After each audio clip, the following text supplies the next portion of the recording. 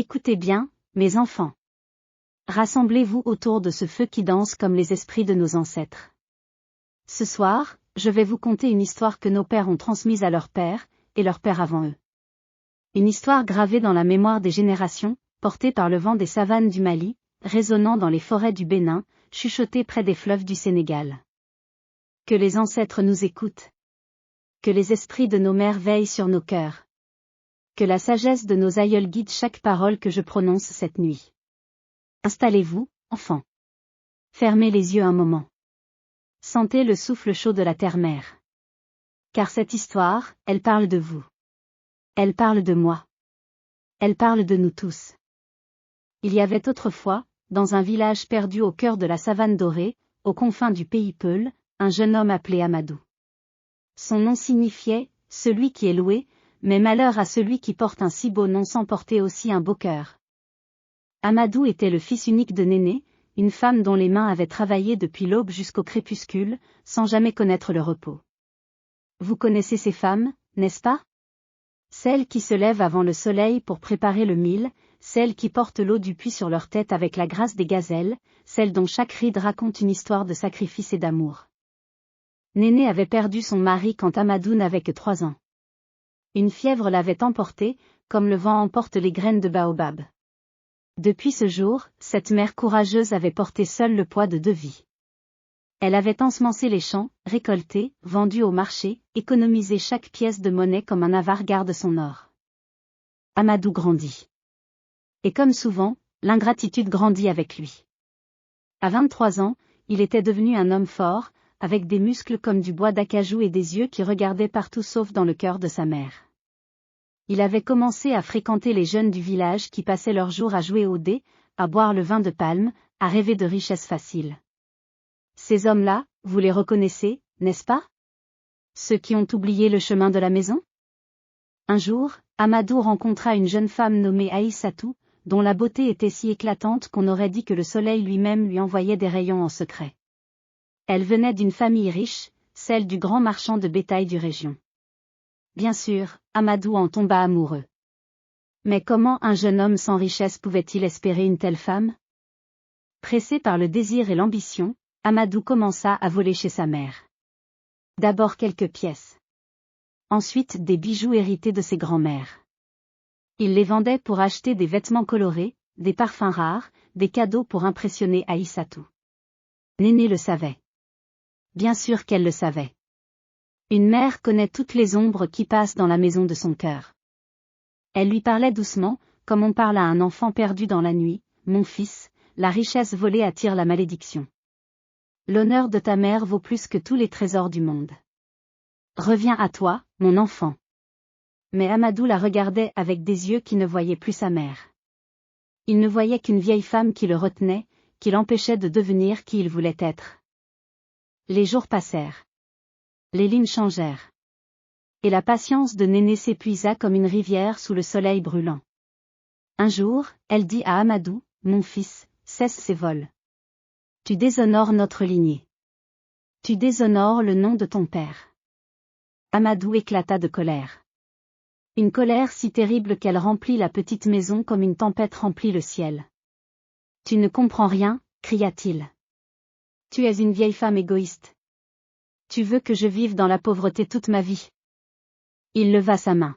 « Oh, mes enfants, écoutez bien cette partie de l'histoire. » Il leva sa main contre la femme qu'il avait portée pendant 9 mois. La main qu'il avait nourrie quand elle n'avait presque rien à manger. La main qui avait essuyé ses larmes d'enfant malade. Clac! Le coup résonna dans la petite maison comme le tonnerre résonne dans la montagne. La mère tomba à terre. Du sang coulait de sa lèvre. Amadou la regarda, couchée dans la poussière, et pour la première fois depuis des années, il vit clairement. Mais au lieu de demander pardon, au lieu de tomber à genoux, au lieu de pleurer sa honte, il se sauva. Il courut, courut, courut comme si les esprits des ancêtres le poursuivaient. Cette nuit-là, Amadou alla chez Aïssatou. Il lui raconta un mensonge, il avait hérité d'une grande richesse d'un oncle lointain. Il l'emmena danser au clair de lune. Il lui acheta des cadeaux. Il oublia. Ou du moins, il crut oublier. Mais il y a une loi plus ancienne que toutes les lois des hommes. Il y a une loi écrite non pas sur le parchemin, mais dans l'âme de l'univers lui-même. Celle qui dit, celui qui lève la main contre sa mère sèmera le vent et récoltera la tempête. Le lendemain matin, quand Amadou se réveilla, quelque chose était changé. Ses mains. Oh, mes enfants, ses mains. Elles ne bougeaient plus. Il essaya de les lever. Rien. Il essaya de les plier. Elles restaient rigides, comme celles d'une statue en pierre. La terreur envahit son cœur comme l'eau envahit un canot sans ciel. Il courut chez le guérisseur du village, un homme très vieux nommé Koïta, dont les yeux voyaient au-delà du monde visible. Koïta examina les mains d'Amadou longtemps, en silence. Puis il dit, « Jeune homme, ces mains ne sont pas malades dans la chair. Elles sont paralysées dans l'esprit.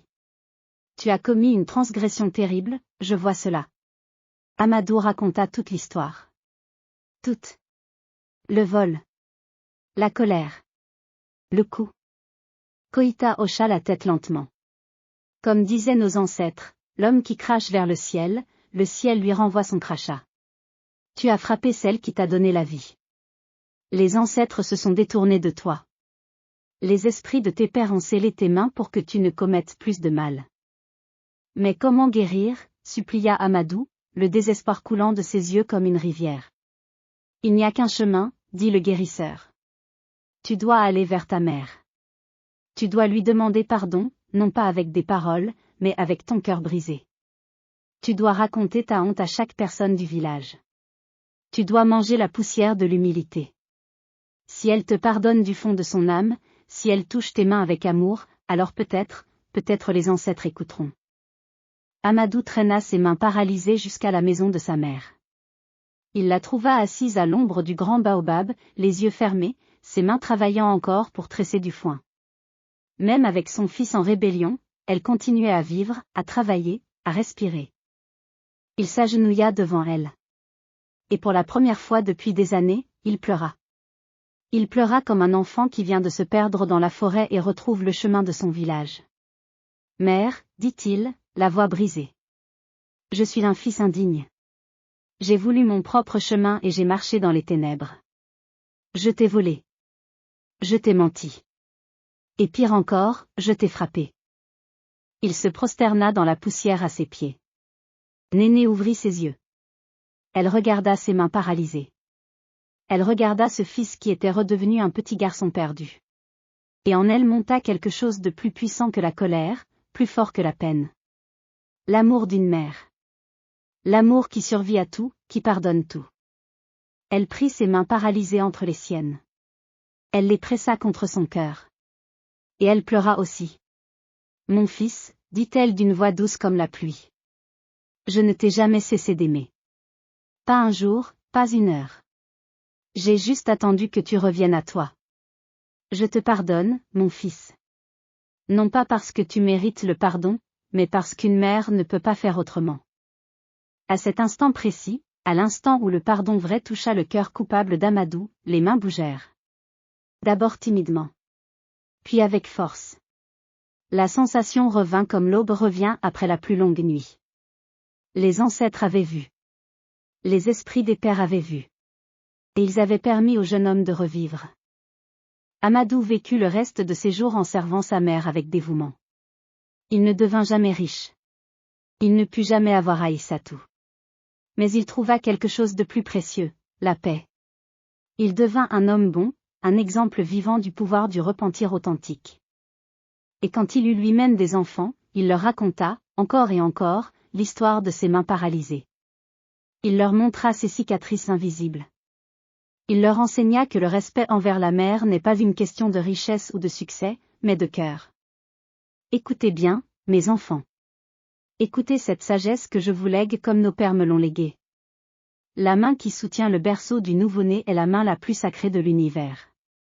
Celui qui la frappe se frappe lui-même. Ubuntu, Ngabantu. Une personne n'est une personne qu'à travers les autres personnes. Particulièrement, à travers sa mère. L'arbre qui oublie ses racines oublie le ciel. Car notre mère est notre première racine, notre lien à la terre, notre corde qui nous retient quand les vents de la tentation nous tourmentent. Et souvenez-vous, le pardon d'une mère est le plus grand pouvoir de guérison sur cette terre. Cherchez-le avant qu'il ne soit trop tard. Car une mère, une fois partie, emporte avec elle une partie de notre âme que nous chercherons le reste de nos jours. Voilà l'histoire, mes enfants. Voilà ce que nos ancêtres voulaient que vous sachiez. Que les esprits de vos mères veillent toujours sur vous. Que vos mains restent toujours élevées vers le ciel, jamais abaissées dans la violence. Que votre cœur se souvienne toujours d'où il vient. Que les ancêtres vous bénissent. Que la paix soit avec vous. Et que vous transmettiez cette histoire à vos enfants, et à leurs enfants, jusqu'à la fin des temps. Si vous aviez aimé la vidéo, abonnez-vous pour plus de vidéos.